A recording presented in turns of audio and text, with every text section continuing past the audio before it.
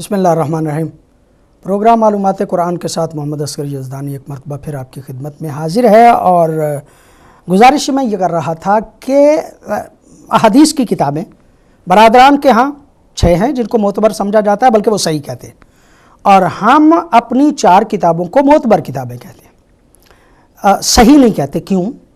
کسی ایک فسادی نے یہ بھی کہا کہ تم تو اپنی کتابوں کو خود صحیح نہیں سمجھتے۔ ہمارے نزدیک اللہ کی کتاب کے علاوہ کسی کو بھی صحیح نہیں کہا جاتا۔ ہم ہر کتاب کو قرآن پہ پرکھ کے دیکھتے ہیں کہ وہ مطابق قرآن ہے یا نہیں۔ اگر مطابق قرآن ہو تو ہم اس کو تسلیم کر لیتے ہیں، اور اگر وہ مطابق قرآن نہ ہو تو کتنی بڑی سی بڑی کتاب میں موجود کیوں نہ ہو، ہمارے نظر میں اس کی کوئی حیثیت نہیں رہتی۔ بہرحال ان کے ہاں صحاح 6 ہیں، یعنی 6 ایسی کتابیں ہیں کہ جن کو وہ صحیح سمجھتے ہیں: بخاری، مسلم، ترمذی، ابن ماجہ، ابن داؤد اور سنن نسائی۔ وہ 6 کتابیں ان کے ہاں معتبر ہیں، اور 4 کتابیں ہمارے ہاں معتبر ہیں۔ اور وہ 4 کتابیں ایک کافی کی کتاب ہے، یعنی اصول کافی اور فروع کافی اور روضہ کافی، یہ 3 حصے اس کے بنتے ہیں۔ اس کے ساتھ من لا یحضرہ الفقیہ، دوسری تہذیب اور الاستبصار۔ میں عام طور پہ اس بات کو عرض کیا کرتا ہوں کہ مومنین کو اپنی 4 کتابوں کے کم از کم نام جو ہے وہ آنے چاہیے۔ ہماری معتبر احادیث کی کتابیں یہ 4 ہیں: کافی یعنی اصول کافی، فروع کافی اور روضہ کافی، اس کو ایک گن لیجئے۔ اس کے بعد استبصار، پھر تہذیب، اور پھر من لا یحضرہ الفقیہ۔ پھر ایک دور گزرا تو ان 4 کتابوں کی احادیث کو اکٹھا کر کے ایک کتاب جو ہے اس کو ایک کتاب کی صورت دے دی گئی، اور اس کو کہتے ہیں وسائل الشیعہ۔ اس کے بعد بعض ایسی احادیث کے جو صاحب وسائل الشیعہ نے نقل نہیں کی تھی ان کو اکٹھا کیا گیا، تو مستدرک للوسائل الشیعہ ایک کتاب جو ہے وہ نقل کی گئی۔ یہ وہ معتبر کتابیں۔ اور ان کے بعد ایک کتاب کے جو بہت بڑی کتاب ہے، تاریخ بھی اس میں موجود ہے، احادیث بھی اس میں موجود ہیں، اور اس میں مطلب بہت زیادہ ایک خزانہ ہے۔ لیکن پھر وہی بات کہ جب ہم خزانہ کہتے ہیں تو اس میں وہ جمع کر دیا گیا ہے اس بزرگوار نے، یعنی علامہ مجلسی اللہ رحمٰن نے بہار الانوار میں۔ البتہ ہم بہار الانوار کی ہر بات کو درست تسلیم نہیں کرتے۔ معیار وہی ہے کہ پہلا معیار تو یہی ہے کہ ہم قرآن حکیم کے مطابق کر کے دیکھتے ہیں، اگر وہ مطابق قرآن ہو تو ہم تسلیم کرتے ہیں، اور اگر وہ مطابق قرآن نہیں ہے تو ہم تسلیم نہیں کرتے۔ معتبر ترین یعنی معتبر جسے کہا جا سکتا ہے باضابطہ، وہ صرف اور صرف قرآن ہے۔ قرآن کے علاوہ کوئی کتاب جو ہے وہ اس طرح سے معتبر نہیں ہے کہ اس کی ہر بات جو ہے وہ درست ہو۔ ہر بات اگر درست ہے تو وہ قرآن حکیم کی ہی ہے۔ بہرحال کہنا میں یہ چاہتا تھا کہ وہ ہمارے علماء کہ جنہوں نے بڑی بڑی احادیث کی کتابیں لکھی، ان احادیث کی کتابوں میں ان کا قرآن کے ساتھ محبت اور پیار کی دلیل تھی، اور قرآن کی عظمت کا اعتراف تھا کہ اپنی احادیث کی کتابوں میں انہوں نے فضل قرآن پہ پورے باب مرتب کیے، اور اس میں فضائل قرآن کے حوالے سے احادیث جو ہیں وہ پیغمبر گرامی کی اور معصومین علیہم الصلاۃ والسلام کے فرامین جو ہیں اس میں جمع کیے۔ مثلاً اصول کافی جو ہے اس کی دوسری جز میں فضل القرآن کے نام سے ایک کتاب، یعنی ایک باب گویا مستقل جو ہے وہ لکھا گیا اصول کافی میں۔ پھر فضل القرآن جزء ثانی یعنی دوسری جز میں یہ من لا یحضرہ الفقیہ، یہ دونوں کتابیں جن کو ہم معتبر کتابیں کہتے ہیں، ان میں فضل قرآن پہ پورے باب مرتب کیے گئے۔ اگر قرآن حکیم جو ہے اس کی عظمت کا اعتراف شیعہ نہ کرتے، اگر اس کو اہتمام نہ دیتے، اگر قرآن کی فضیلت کے قائل نہ ہوتے، تو کبھی اپنی احادیث کی کتابوں میں فضل قرآن کے حوالے سے یہ احادیث جمع نہ کرتے۔ کتاب القرآن وسائل الشیعہ 4تھی جز میں، یعنی 4تھی اس کی جلد جو ہے اس میں رکھا گیا اس کا نام کتاب القرآن وسائل الشیعہ میں۔ اور پھر کتاب القرآن رکھا گیا मुस्तदरिक वसाइल शिया में, यानी इन दो किताबों में भी किताबुल कुरान के नाम से जो है वो फ़ज़ाइल कुरान और अज़मत कुरान और अहमियत कुरान और लोगों को कुरान की तरफ मुतवज्जे करने की अहादीस जो है वो जमा की गई। अगर ये सारा एहतिमाम इसलिए किया गया कि शिया यकीनी तौर पे इस कुरान हकीम की अज़मत के भी कायल थे, इसकी अहमियत, अलबत्ता ये मैं बार बार कह रहा हूँ कि शिया हमेशा तदब्बुर के बारे में ज़्यादा सोचते हैं, तफक्कुर के बारे में ज़्यादा सोचते हैं, कुरान हकीम का इदराक हासिल करना चाहते हैं। कुरान हकीम का पढ़ना भी सवाब है, इसको जल्दी भी पढ़ा जाए तो सवाब है, लेकिन असल ये मुर्दों के लिए किताब नहीं है, ये सिर्फ नमाजें पढ़ने के लिए किताब नहीं है। ये किताब इसलिए थी कि हमारी ज़िंदगियों में इनकलाब बर्पा होता, हमारे दिलो दिमाग में इनकलाब बर्पा होता। ये किताब इसलिए थी कि ज़माने को हिदायत मिलती। ये किताब इसलिए थी कि मुआशियात का पता चलता। ये किताब इसलिए थी कि सियासत का पता चलता। ये किताब इसलिए थी कि दुनिया में रहने सहने के तरीके समझ में आते। वो तफक्कुर करने से हटा के अगर सिर्फ नाज़िरा कुरान और सिर्फ इस बहाने से लोगों को कुरान से के मानी और मतालिब से दूर करने की कोशिश की जाए तो शिया इस बात के हामी नहीं है। कॉलर एक मेरे साथ हैं। अस्सलामु अलैकुम। अलैकुम अस्सलाम। कौन भाई? ये मैं सैयद हैदर अली बात कर रहा हूँ पाकिस्तान से। जी हैदर अली साहब, ये मैंने पूछना था कि ये पत्थर पहनना इससे कुछ असरात भी होते हैं कि बस सुन्नत ही है ये पहनना? क्या मतलब इसके कोई मसाजी पहुंचता कि नहीं? पत्थर पहनना, पत्थर जब मजूने होते हैं मैंने उनका पूछना। जी जी जी जी ठीक है जी। आप प्रोग्राम देखते रहिए, इंशाअल्लाह आपके सवाल का जवाब जो है वो दिया जाएगा।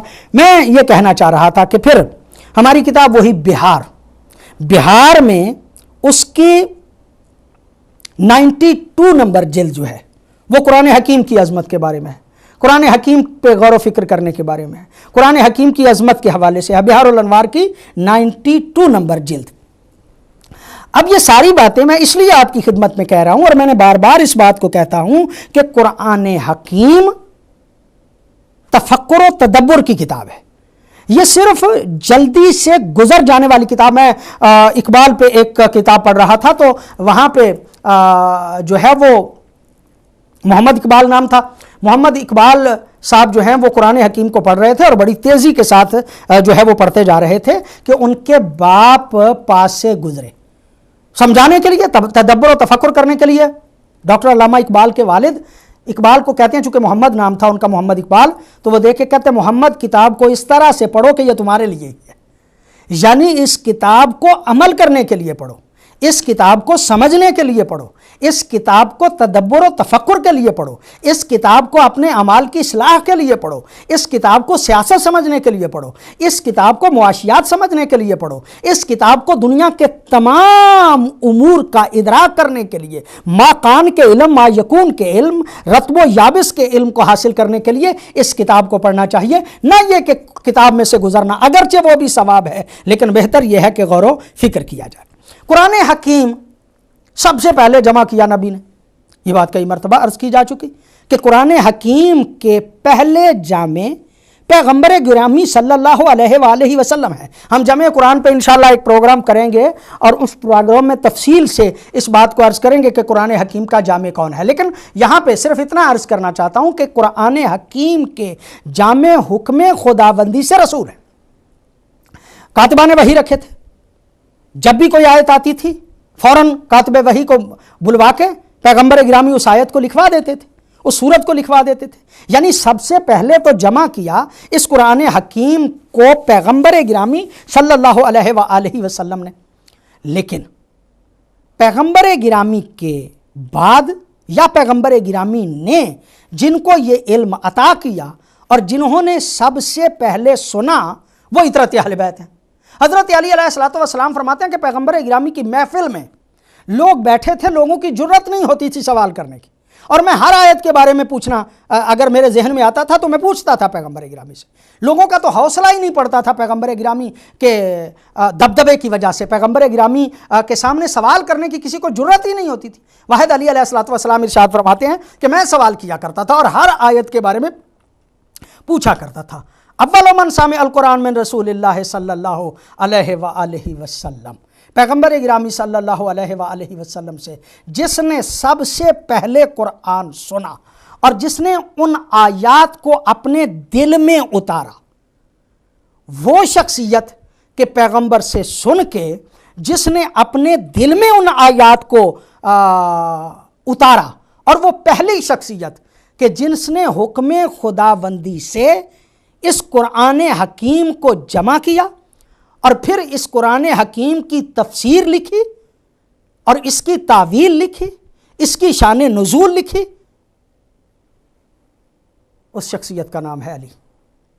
مولا کائنات حضرت علی وہ پہلے شخص ہیں کہ جنہوں نے حکم خدا سے اس قرآن کو جمع کیا تھا.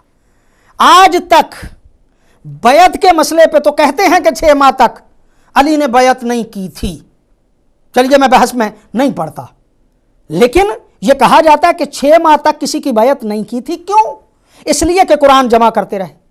اچھا 6 ماہ تک حضرت علی اس قرآن کو جمع کرتے رہے. وہ جمع تو رسول کروا کے گئے تھے، تو یہ جمع کیا کرتے رہے؟ ایک تو اس کی نقبندی کرتے رہے، اس کی تفسیر لکھی، اس کی تعویل لکھی، اس کا شان نزول لکھا، اور وہ تقریباً اتنا تھا کہ جتنے 10 پارے ہوتے ہیں یہی وہ روایات ہیں کہ جو کچھ مفسد اور ذہنی طور پہ قرآن کی حجیت کو مشکوک بنانے والے بعض بدبخت ہیں کہ جو شیعوں کے خلاف اس کو استعمال کرتے ہیں کہ ان کی کتابوں میں لکھا ہے کہ جناب ہمارا قرآن 40 پاروں کا ہے. ہم یہ نہیں کہتے کہ ہمارا قرآن جو ہے وہ 40 پاروں کا ہے. قرآن یہی 30 پارے ہیں. وہ 10 پاروں کے برابر ان 6 ماہ میں حضرت علی نے اس قرآن حکیم کی تفسیر لکھی تھی.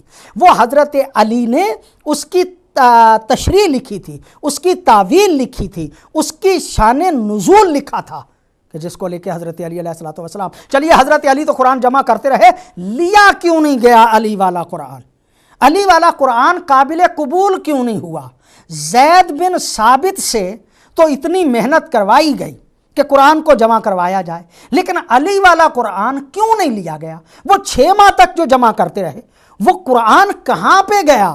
ہم جو کہتے ہیں کہ تبرکات معصومین میں وہ کتاب موجود ہے، تو ہم وہ کہتے ہیں کہ وہ نبی والا قرآن جو 30 پاروں پہ یہی جو ہمارے پاس موجود ہے، اس کتاب کے ساتھ 10 پاروں کے حجم کے برابر علی علیہ السلام والی تفسیر کے جو خزانہ تھا علم کا، جو ایک معرفت کا بہت بڑا خزانہ ساتھ میں موجود تھا، وہ تبرکات معصومین میں ائمہ کے پاس ہے، وہ سرکار حضرت امام زمانہ کے پاس موجود ہے. ہم یہ نہیں کہتے کہ قرآن شیعوں کا 40 پاروں کا ہے، ہم یہ کہتے ہیں کہ علی والی تفسیر صرف شیعوں کے پاس ہے، صرف ان کے ائمہ کے پاس ہے، صرف امام زمانہ کے پاس ہے، اور قوم آج تک بھٹک رہی ہے اور امت اس وقت تک گمراہی کے دلدل میں اسی لیے پھنسی ہوئی ہے کہ وہ علی علیہ السلام والا یعنی اطرت والی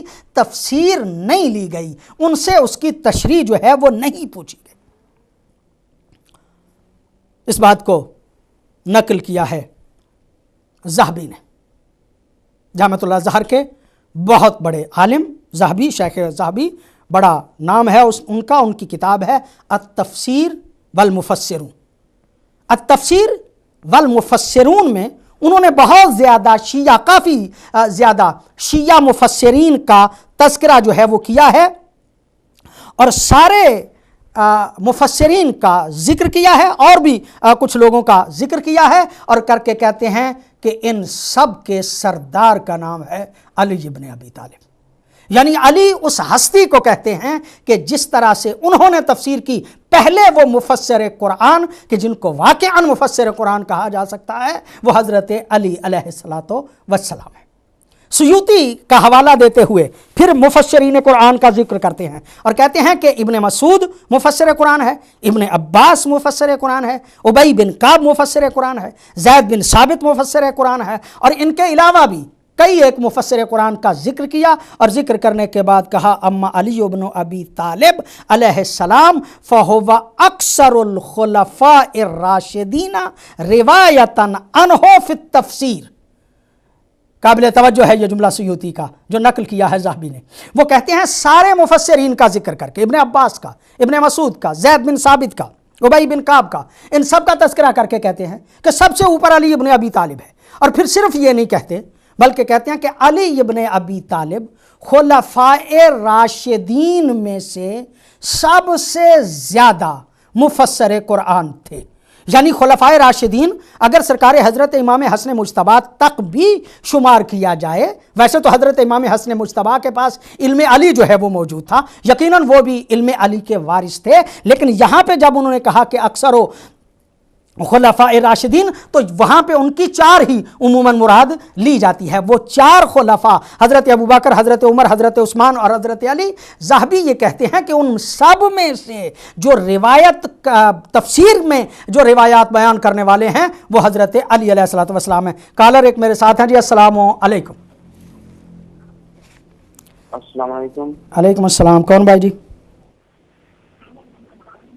جی میں کالر سے محمد اقبال بول رہا ہوں۔ جی محمد اقبال صاحب۔ جناب میں یہ بات عرض کرنا چاہتا ہوں کہ قرآن مجید کا نزول جو ہوا ہے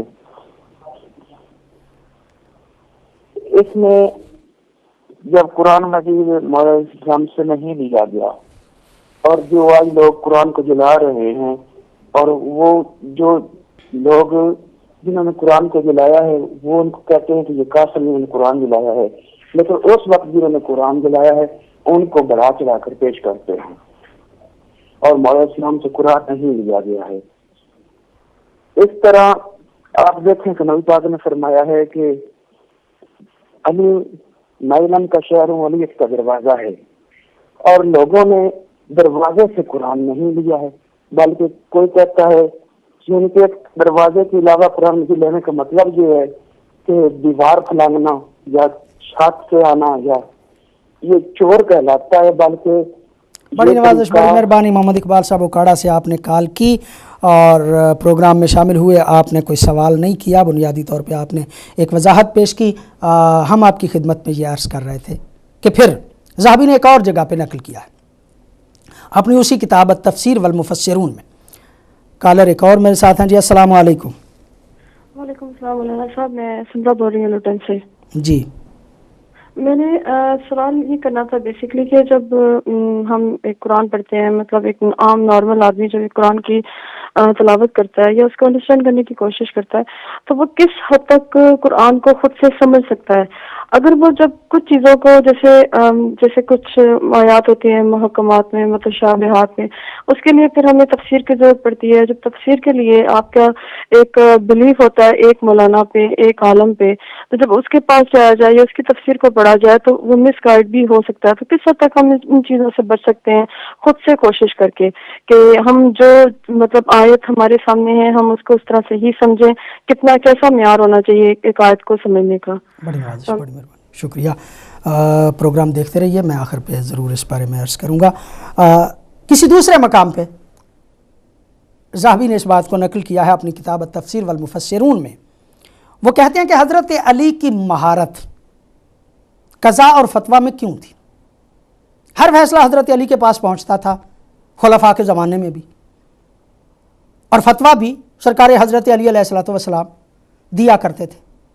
حکومتیں کسی اور کی تھی، فتوے اور قضاوت حضرت علی کیا کرتے تھے۔ یہ علی کی مہارت فتویٰ جو ہے، مہارت قضاء جو ہے، اس کا سبب کیا تھا؟ ظاہر ہے کہ وہ علم علی کو اس عنوان سے کہ وہ امام ہیں اور ان کا علم بھی علم وحبی ہے، اس کو تو وہ تسلیم نہیں کرتے تھے۔ انہوں نے کہا اس کی وجہ پتہ کیا ہے کہ حضرت علی علیہ السلام قضاء اور فتویٰ میں اتنے ماہر کیوں تھے؟ وہ کہتے ہیں اس کی وجہ یہ تھی کہ علمہ بکتاب اللہ، चूंकि जितना इल्म और जैसा इल्म हज़रत अली अलैहिस्सलातु वस्सलाम को अल्लाह की किताब का था, ऐसा किसी और को नहीं था।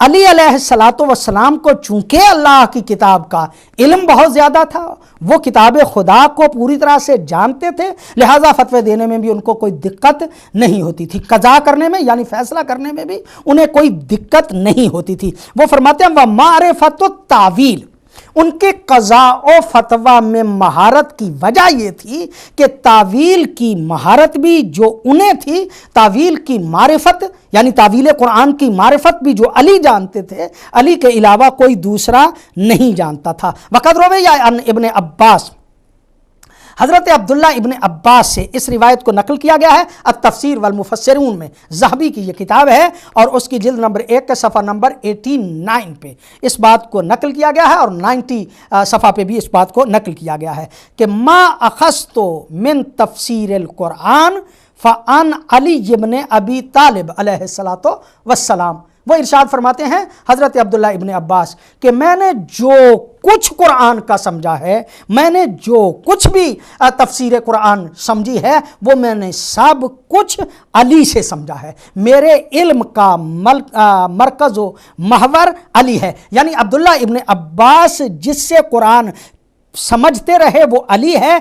आज अब्दुल्ला इब्न अब्बास तो मुसलमान के यहाँ मुहतरम है, तर्जमानुल कुरान उसे कहता है, लेकिन उसके उस्ताद और पैगंबर गिरामी के शागिर्द हज़रत अली अलैहिस्सलातु वस्सलाम को अज़मत देने के कायल नहीं है। उनकी अज़मत का एतराफ़ नहीं करते, उनके शागिर्द की अज़मत का एतराफ़ करते हैं कि जो शागिर्द ये कहता है कि मैंने जो कुछ भी सीखा है तफसीर कुरान में से वो सब का सब अली अलैहिस्सलातु वस्सलाम ही से समझा है। यह सिर्फ ज़हबी नहीं है, मेरे पास चूँकि वक्त कम है, वरना मैं बरादरान के ऐसे दूसरे उलमा का भी जिक्र कर सकता हूँ। अगर कोई इसको पढ़ना चाहता है तो ज़्यादा पढ़ना चाहता है तो दायरतुल मारिफ़िल इस्लामिया किताब का नाम है, उसकी जिल्द नंबर 11 के सफ़ा नंबर 52 से वो जो है वो ये रिवायात जो हैं वो मौजूद हैं, वहाँ पे जाके वो देख सकता है कि ज़हबी के अलावा भी कितने उलमा हैं कि जिन्होंने ये लिखा कि शिया जो हैं उनका कुरान के साथ कितना गहरा ताल्लुक़ रहा है। अब एक और बात मैं आपकी खिदमत आलिया में अर्ज़ करना चाहता हूँ। अव्वल मन सन्नफ़ा फ़ी तफ़सीर फ़हुवा तर्जुमानुल कुरान अब्दुल्ला इब्न अब्बास। सबसे पहला बंदा के जिसने कुरान हकीम की तफ़सीर की और जिसे तर्जुमानुल कुरान कहा जाता है उसका नाम है हज़रत अब्दुल्ला इब्न अब्बास रज़ी अल्लाह ताला अन्हो के जिनकी वफ़ात हुई थी 68 हिजरी में। आखिरी कॉलर जी मेरे साथ हैं। अस्सलामु अलैकुम जनाब जी, मैं हुजूर अली जैदी बात कर रहा हूँ। जी फरमाइए जैदी साहब। नॉर्वे से। जी जैदी साहब, मैं जी ये पूछना चाह रहा हूँ कि जो मेरे मसाने का ऑपरेशन हुआ था, अब मेरा यूरिन कंट्रोल में नहीं रहता। मैं ज़िंदगी इस तरह गुजारता हूँ कि सारी नमाजें शाम के टाइम फिर पाक साफ होकर पढ़ता हूँ, क्योंकि 24 आवर्स जो पेशाब है ना वो रिश्ता रहता। तो मैं कहाँ तक सही हूँ या गलत हूँ? बड़ी मेहरबानी, शुक्रिया।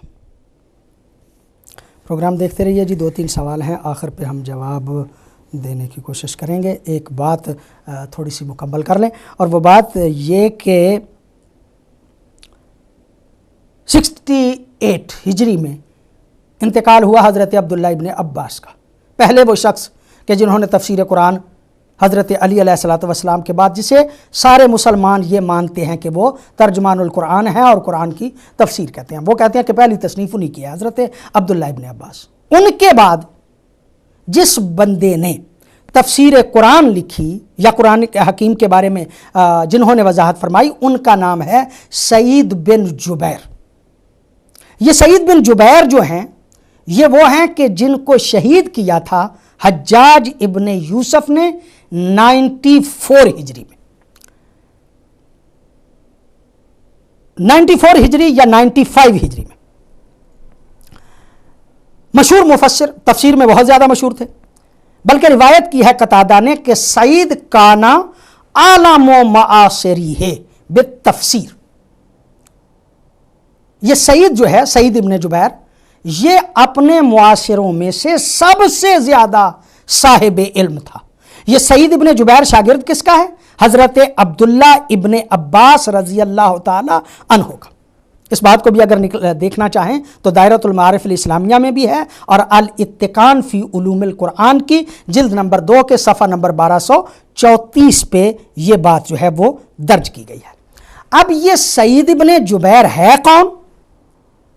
کشی کی کتاب رجال جو ہے اس میں حضرت امام صادق علیہ الصلوۃ والسلام سے یہ روایت بیان کی گئی ہے کہ کالا سعید ابن جبیر، یہ جو ہے سعید ابن جبیر اس کا تعلق تھا بے علی ابن الحسین علیہ السلام، یعنی حضرت امام زین العابدین علیہ الصلوۃ والسلام پہ یہ ایمان رکھتا تھا۔ وقانا علی ابن الحسین علیہ السلام یسنا علیہ، اور حضرت علی ابن الحسین یعنی امام زین العابدین علیہ الصلوۃ والسلام اس سعید ابن جبیر کی تعریف کیا کرتے تھے، یعنی وہ فرمایا کرتے تھے کہ یہ قرآن کی وضاحت، قرآن کی تفسیر، قرآن کی تعویل، قرآن کی تشریح اچھی بیان کرتا ہے۔ وما کان سبب قتل الحجاج لہ، اور کوئی سبب نہیں تھا حجاج ابن یوسف کا اس سعید ابن جبیر کو قتل کرنے کا الا علی ھذا الامر، یعنی التشییع، یعنی سعید ابن جبیر کو حجاج ابن یوسف نے جو قتل کر دیا اس کا جرم صرف اتنا تھا کہ وہ علی ابن الحسین یعنی امام زین العابدین علیہ الصلوۃ والسلام کے ماننے والا تھا، یعنی امام زین العابدین جو ہیں ان کا ماننے والا تھا، اور اس کا جرم تشیع تھا، ان کا جرم شیعہ ہونا تھا۔ کہنے کا مطلب یہ کہ ابتدا سے لے کے قرآن کی تفسیر جو چلی وہ پیغمبر گرامی نے علم عطا کیا حضرت علی کو، حضرت علی کے علم کے وارث ہوئے حسنین، لیکن غیر معصوموں میں علم قرآن جو حاصل کیا وہ حاصل کیا حضرت عبداللہ ابن عباس نے، اور حضرت عبداللہ ابن عباس کے شاگرد بنے سعید ابن جبیر، اور یہی وہ پہلے مفسرین قرآن ہیں کہ جنہوں نے قرآن حکیم کے حوالے سے خدمت کی، ان کے شیعہ ہونے میں کوئی شک نہیں ہے۔ حضرت عبداللہ ابن عباس حضرت علی کے شاگرد ہیں، اور سعید ابن جبیر یہ شاگرد ہیں حضرت عبداللہ ابن عباس رضی اللہ تعالی عنہ کے۔ کالر ہم کچھ لوگ تھے جی، انہوں نے چھوٹے چھوٹے سوال کیے، ان کے سوال رہ نہ جائیں، لہٰذا پہلے حیدر علی صاحب تھے پاکستان سے، پتھر پہننے کے بارے میں انہوں نے کہا کہ ان کے کچھ اثرات بھی ہیں یا ان کے کچھ اثرات نہیں ہیں۔ یہ نگینے جو عام طور پہ پہنے جاتے ہیں یہ کیوں پہنے جاتے ہیں؟ میں نے عرض کیا، انہوں نے بھی اس بات کو جو ہے وہ بیان فرمایا۔ ہمارا ایک پروگرام الدعا تھا، اس پروگرام میں جب ہم بریڈ فورڈ میں ہوتے تھے تو اس وقت وہ پروگرام الدعا ہوا کرتا تھا، اس میں ہم نے اس کو تفصیلاً بیان کیا تھا۔ بنیادی طور پہ تو معصومین کی احادیث ہیں۔ معصومین کا فرمان ہے کہ داہنے ہاتھ میں جو ہے وہ پتھر کے نگینے والی انگشتر جو ہے یہ پہننا علامات شیعہ میں سے ہے۔ اب ظاہر ہے کہ جو معصوم نے فرمایا، اور جب فرمایا تو اس کے کوئی نہ کوئی مصلحت تو ہوگی، کوئی نہ کوئی وجہ تو ہوگی، کوئی نہ کوئی اثر تو ہوگا، البتہ اس کا اثر کیا ہے یہ تکہ بندی ہے۔ یہ فلاں ہو گیا، یہ فلاں ہو گیا، یہ فلاں ہو گیا، یہ اٹے سٹے کے ساتھ لوگ باتیں کرتے ہیں اور پتہ نہیں کیا ان کے ماخذ ہوتے ہیں، کیا ان کی وجہ ہوتی ہیں۔ ہاں، معصوم نے فرمایا کہ اگر تم داہنے ہاتھ سے انگشتر پہنو گے نگینے والی تو تمہارے گھر میں فقر و فاقہ نہیں ہوگا، رزق میں اضافہ ہوگا۔ اس قسم کے اثرات چونکہ معصوم نے بیان فرمائے ہیں، جو معصوم نے بیان فرمائے ہیں ان کو ماننا بھی چاہیے۔ محمد اقبال صاحب اکاڑا سے تھے، انہوں نے بات کی، ان کا اپنا تبصرہ تھا۔ ایک بہن نے لٹن سے کال کی اور انہوں نے کہا کہ جب ہم قرآن کو پڑھتے ہیں تو قرآن کو اپنے طور پہ پڑھنے سے کس طرح سے ہم سمجھ سکتے ہیں؟ میں سمجھتا ہوں کہ قرآن کو جب بھی پڑھیں تو ترجمہ کے ساتھ پڑھیں۔ کسی بھی ایسے عالم دین کہ جس نے ترجمہ नूर अहले बैत से हासिल किया हो, वो उनका दिलो दिमाग जो है वो अहले बैत रसूल का मानने वाला हो, उसका तर्जुमा लेके आप पढ़ें और पढ़ेंगे तो यकीनन आपको कुरान हकीम काफ़ी हद तक समझ में आ जाएगा। जो तर्जुमे वाले कुरान होते हैं उनके भी साथ साथ किसी हद तक तफसीर जो है वो मौजूद होती है, उसको भी साथ साथ ज़रूर पढ़ें। लंबी तफसीर अगर नहीं भी पढ़ सकते तो मैं एक दो नाम जो हैं, अल्लामा ज़ीशान हैदर साहब का तर्जुमा इस वक्त मौजूद है, बहुत अच्छा तर्जुमा है। जनाब अल्लामा शेख मोहसिन अली नजफ़ी साहब का तर्जुमा है, बहुत अच्छा तर्जुमा है, उस तर्जुमे को भी आप पढ़ सकते हैं। उसके अलावा भी फरमान अली साहब और पुराने हमारे बुज़ुर्ग जो उलमा थे, मौलाना इमदाद हुसैन काज़मी, उनका भी तर्जुमा जो है वो मौजूद है। और अब तो मार्केट में बहुत ज़्यादा तर्जुमे जो हैं वो मौजूद हैं, उनको पढ़िए, यकीनन आप किसी हद तक कुरान को समझेंगी। अगर तफसील से पढ़ना चाहती हैं तो मेरा उर्दू पढ़ने वालों के लिए ये मशवरा है कि वो तफसीर नमूना अगर पढ़ सकते हैं तो उसको पढ़ें, कुरान हकीम काफ़ी हद तक उनकी समझ में आएगा, इसलिए कि ये वो सारी तफसीरें हैं कि जिनको अहले बैत रसूल के फरमान के तहत जो है वो लिखा गया है। लिहाजा अगर कुरान को आप अपनी हद तक समझना चाहते हैं और जो समझ में आ जाए, ज़ाहिर कुरानी जो है वो हुज्जत होता है, और जो कुरान आपकी समझ में आता है उस पे अमल करें। हज़रत अली अलैहिस्सलातु वस्सलाम फरमाते हैं जो इससे हिदायत याफ्ता हो जाता है उससे फिर सवाल व जवाब नहीं होता, यकीनन उस पे अमल करेंगे तो अल्लाह रब्बुल इज़्ज़त के हुजूर आप मुज्ज़ी होंगे। ज़ाहिर सी बात है कि उसको ज़रा पढ़ना दिक्कत से चाहिए, पढ़ना तदब्बुर से चाहिए, पढ़ना तफक्कुर से चाहिए। ज़ैदी साहब नॉर्वे से थे, उन्होंने कहा कि ऑपरेशन हो गया है, चूँकि पेशाब उनका जो है वो नहीं रुकता, लिहाजा वो नमाज़ें जो हैं वो इकट्ठी करके पढ़ते हैं। मेरा मशवरा ये है कि वो वज़ू करें, अपना जो है वो कोई ऐसा सिलसिला करें कि वहाँ जो है वो उनका यूरिन जो है वो बाहर ना निकले, और वज़ू करके हर नमाज जो है वो अपने टाइम पे पढ़ें तो वो ज़्यादा बेहतर है। चूँकि वो मजबूर हैं और मजबूरी के आलम में मामला थोड़ा सा बंदे को वुसअत दे दी जाती है, इसलिए कि अल्लाह रब्बुल इज़्ज़त अपने बंदों पे नरमी करना चाहता है। अल्लाह अपने बंदों पे अपने अहकाम में सख्ती नहीं करना चाहता। जितनी उनमें कुव्वत व ताकत हो अल्लाह उन्हें हुक्म भी उतना ही देता है। अल्लाह रब्बुल इज़्ज़त बंदे की ताकत से ज़्यादा तकलीफ़ नहीं देता, लिहाजा उसी में रह के आप अपने अहकाम पे अमल करें। अल्लाह रब्बुल इज़्ज़त आपकी इबादत को अपनी बारगाह में यकीनी तौर पे कबूल करेगा। कुरान हकीम शियों के यहाँ मोतबर है।